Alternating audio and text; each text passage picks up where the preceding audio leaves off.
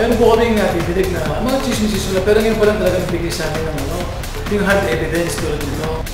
Ganito kaagad ang naging tugon ng lokal na pamahalaan na Bacoor sa Cavite nang kumpirmahin namin sa kanila ang nagaganap na bentahan ng laman sa kanilang baluarte.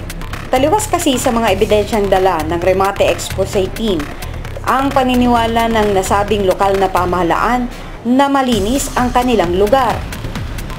Ngunit ito, panoorin ninyong mabuti kung paanong nabuking ng Remate Expose Surveillance Team ang umaalingasaw na bentahan ng ilang mga babae sa Bacoor, Cavite. Sa sumbong na din ng isang residente sa Barangay Dulong Bayan, ay agad naming tinungo ang apartel na ito. Sa loob daw nito ay may mabahong sekreto. Maaga pa lang ay nakatambay na ang grupo sa labas ng QLE apartel upang obserbahan ang pasok ng mga tao dito. Nang mga oras na iyon, mukha namang walang kakaiba. Kaya naman matyagang naghintay ang grupo sa aming target na apartel.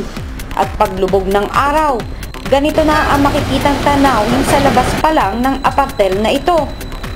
Mga babaeng animoy may hinihintay. Ito na rin ang tamang pagkakataon para palargahin namin ang Remate Expose asset. Pagpasok sa loob ng apartel ay nilapitan na kaagad ng babaeng ito ang aming undercover agent. Siya na pala ang bugaw ng apartel na iyon. Dali ba yan?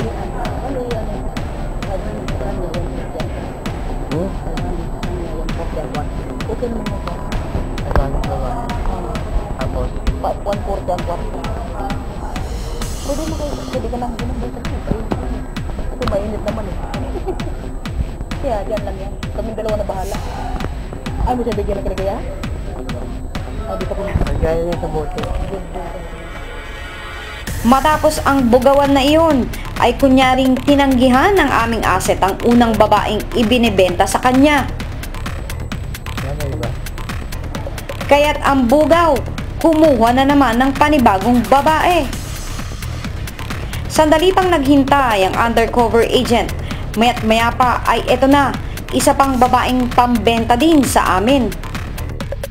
Diretso na sa cashier ang aming asset para doon ay magbayad ng para daw sa kwarto sa apartel. At ito, meron na naman kaming nadiskubre matapos na magkabayaran. Tubig na tubig. Tubig na tubig. Mineral. Tubig? Mineral. Kaya tubig daw po. Tubig. Mineral. 17? 17? Ay, isang kondom.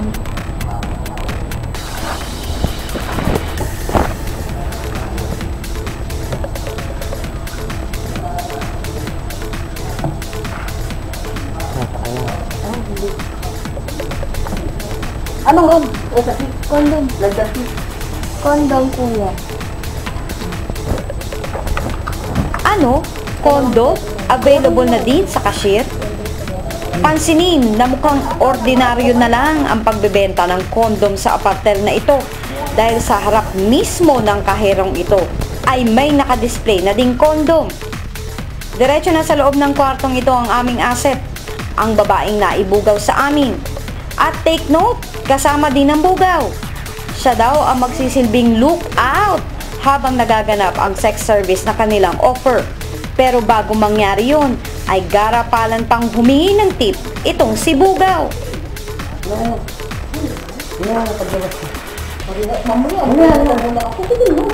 Nasa yung 5 eh. Napakanya, ibigay ko. Para makakagay ako para maganda ang trabaho ko. Kasi babatayan ko kayo dito sa babatayan ko kayo dito sa labas. Thank you. Ayun po. At ganito na nga ang mga sumunod na eksena.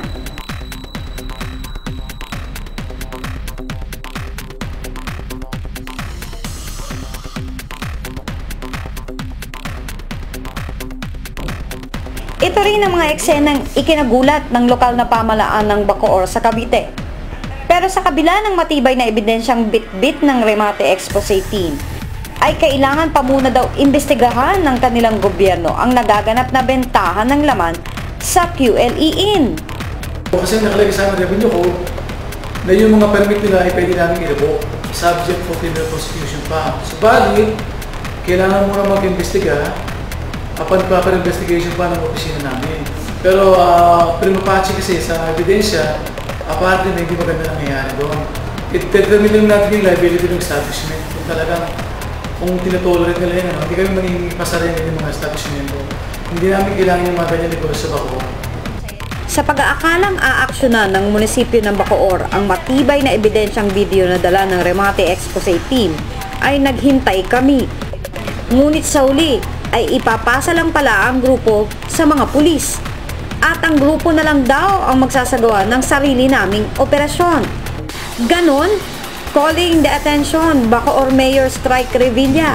Kaya nga po hinatid namin sa inyong tanggapan ang kaso ng illegal na bentahan ng laman sa inyong baluarte ay para sana inyo itong solusyonan at hindi ipasa sa pulis ang responsibilidad ng pagpapasara sa ganitong uri ng illegal na negosyo sa inyong lugar.